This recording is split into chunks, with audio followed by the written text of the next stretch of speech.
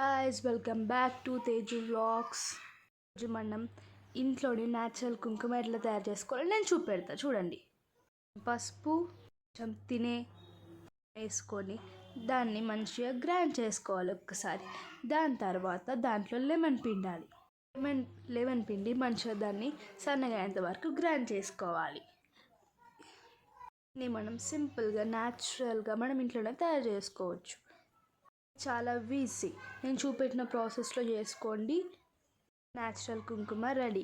సన్నగా అయ్యేంతవరకు గ్రైండ్ చేసుకున్న తర్వాత దాన్ని 20 మినిట్స్ ఆరబెట్టాలి. ఎండలో పెడితే కుంకుమ అనేది తెల్లగా అయిపోతుంది. ఆరబెట్టుకున్నాక మన న్యాచురల్ కుంకుమ రెడీ. దాని తర్వాత నేను ఇక్కడ చూపెట్టిన విధంగా జాలి పట్టుకోండి. ఇది మన న్యాచురల్ కుంకుమ మనం ఇంట్లోనే తయారు చేసుకోవచ్చు ఈజీగా. చూడండి ఎంత సన్నగా బాగుందో. Bye guys, subscribe to my channel.